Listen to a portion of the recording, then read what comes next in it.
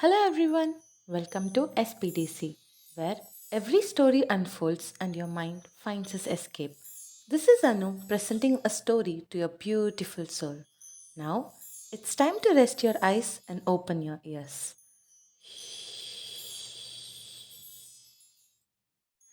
You know that feeling, that tiny voice whispering, you should start now. But maybe after one more YouTube video? That, my friend, is not your fault. Oh no, don't blame yourself. Blame evolution. Blame your brain. Blame the grand cosmic conspiracy designed to keep you from finishing what you started. Because let's be honest, if procrastination were a person, it would be that friend who convinces you to just step out for a break before an important deadline. And suddenly, you're 3 hours deep into an irrelevant Wikipedia rabbit hole about how pigeons are trained to deliver messages. But if procrastination isn't entirely your fault, then why do we all still feel guilty about it? Let's take a little journey into the ridiculous but oh so real world of procrastination, the science behind it, and most importantly, how to fight back without feeling like a failure. Picture this, you have an important task ahead of you. Maybe it's a report, maybe it's an assignment, maybe it's finally folding that laundry mountain that's been judging you from the corner of your room. You sit down, you open your laptop, you take a deep breath, and then, somehow, as if possessed by a force beyond your control, you're suddenly watching a video on how pencils are made. Why? Why does this keep happening? Well, my friend, my answer lies in your brain. Science says that procrastination is not about laziness. It's a battle between two parts of your mind. On one side, we have a responsible, tax paying, want to get things done part of your brain, the prefrontal cortex. This is a rational thinker, the planner, the adult in the room. And the other side, the limbic system. This part of your brain is like a toddler on a sugar high. It wants pleasure, it wants easy dopamine, it wants to do fun things now and worry about the consequences later. And because the limbic system is older and faster than your logical prefrontal cortex, it usually wins.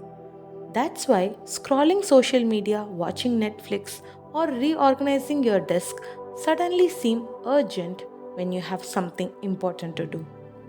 Now, before you go into a guilt spiral, let me comfort you with this. You are in excellent company. Some of the greatest minds in history were epic procrastinators. Leonardo da Vinci, right? He took nearly 16 years to finish the Mona Lisa. Yeah, 16 years. Douglas Adams, the guy who wrote The Hitchhiker's Guide to the Galaxy, he once said, I love deadlines. I love the whooshing sound they make as they fly by. And Victor Hugo, he had to lock away his clothes to force himself to write Les Miserables because apparently procrastination is easier when you are fully dressed. If you think you are bad, consider this. Studies show that 80 to 95% of college students procrastinate regularly, and 20% of adults identify as chronic procrastinators, meaning they delay things even when they know it's harmful. Chronic. Did you know there is an actual mathematical formula for procrastination? Yeah, seriously. Dr. Pierce Steele, a procrastination researcher, yeah, it's a real job, came up with the procrastination equation. So here is the equation. Utility equal to expectancy into value divided by impulsiveness into delay. Now you need not take a note and write it. I'll tell you in simple terms. If a task feels valuable and achievable, you'll do it. If it feels difficult, vague, or has a delayed reward, your brain will trick you into putting it off. This is why we tend to delay things that have long term benefits, like studying for exams or exercising. but we instantly respond to things like text or social media. So, even if geniuses procrastinate, what hope do we have? Well, the good news is that there are ways to outsmart your brain's sneaky tricks. Here are some battle tested and slightly ridiculous strategies to get things done. Number 1, the just 5 minutes trick. Tell yourself you'll only do the task for 5 minutes. That's it. Your brain hates starting but doesn't mind continuing. It's called Zeigarnik effect. Our brains crave completion. Number 2, make it a game. Challenge yourself. Can I finish writing this email before my coffee gets cold? Or something like, can I outline my project before my pet does something weird again? Turn the task into something fun. Number 3, future you will hate you. Imagine waking up tomorrow. Will future you be relieved you started today? Or will they be cursing past you while drowning in unfinished work? Make choices that future you will thank you for. Number 4, bribe yourself. This one is backed by behavioral economics. Pair something you hate doing with something you love, like only allowing yourself to watch your favorite show while exercising.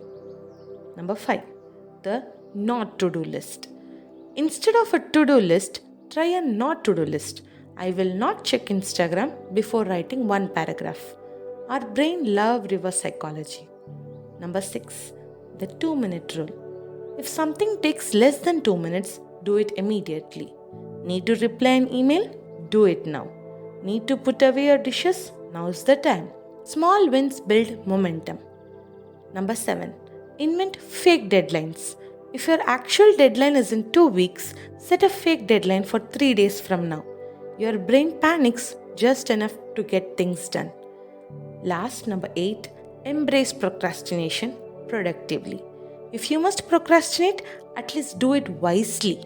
Instead of binge watching a series, do something semi productive like reading a book, organizing files, or exercising. So, finally, procrastination isn't a character flaw.